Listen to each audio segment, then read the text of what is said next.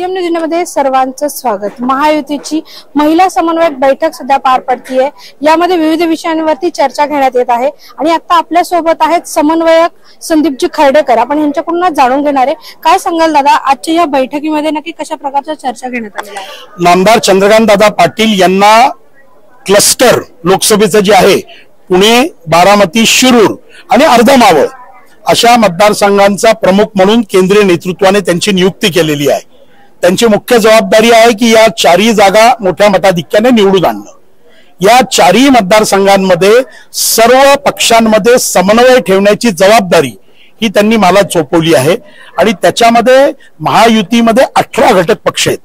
आपल्या सर्वांना भाजप, शिवसेना, राष्ट्रवादी, आरपीआय माहित असतं, पण याच्या व्यतिरिक्त सुद्धा रासप आहे, शिवसंग्राम आहे, त्याचबरोबर सचिन खरात गट रिपब्लिकन पार्टीचा आहे, People's Republican Party of India Jogendra Kawade गट आहे, लहुजी सेना आहे, लहुजी शक्ती सेना आहे, भीमसेना आहे, जय मल्हार क्रांती संघटना आहे, रयत क्रांती संघटना आहे, प्रहार संघटना आहे, अशा अनेक पक्ष। काल तर आम्हाला नवीन पाठिंबा मिळाला जनता दल सेक्युलर, त्याने काल शिरूरच्या बैठकीमध्ये आम्हाला पाठिंबा दिला आणि माननीय एकनाथराव शिंदे, देवेंद्रजी फडणवीस आणि अजितदादांच्या नेतृत्वाखाली असे विविध पक्ष हे महायुतीला पाठिंबा देण्यासाठी येत आहेत।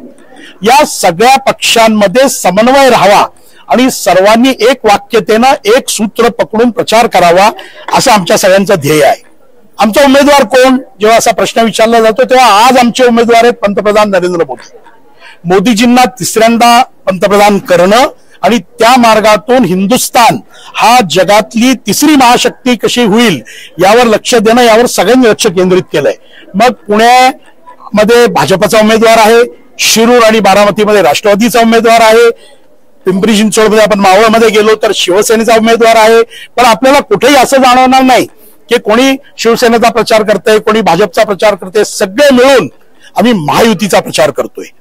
आजपासून आम्ही आघाडीच्या बैठका सुरू केल्यात, त्याची सुरुवात आज या ठिकाणी महिला आघाडीच्या बैठकीनं होतीये आणि मला असा विश्वास आहे की पंतप्रधान नरेंद्र मोदी यांनी महिलांसाठी जे निर्णय घेतले किंवा महाराष्ट्र सरकारमध्ये एकनाथराव शिंदे, देवेंद्रजी आणि अजितदादांनी एकत्र येऊन जे आग्रहपूर्वक निर्णय घेतला की यापुढे मुलांच्या नावापुढे आईचं नाव सुद्धा असेल, मला वाटतं महिलांना त्यांच्या भावनेला हात घालणारा, त्यांना आनंद देणारा असा निर्णय झालेला आहे। नारी शक्ती वंदन असेल, 33% महिलांना दिलेलं आरक्षण असेल, उज्ज्वला गॅस योजना असेल, अनंत योजनांच्या माध्यमातून महिला शक्ती ही पंतप्रधान नरेंद्र मोदींच्या पाठीशी उभी आहे। आता हे सगळं सामान्य मतदारांपर्यंत पोहोचवण्यासाठी या आघाडीतील 18 पक्षांच्या सर्व आमच्या महिला भगिनी आज या ठिकाणी आहेत आणि त्यांच्या माध्यमातून या सगळ्या महिला अध्यक्ष येणाऱ्या काळामध्ये प्रचाराचं सुसूत्रीकरण नियोजन करतील।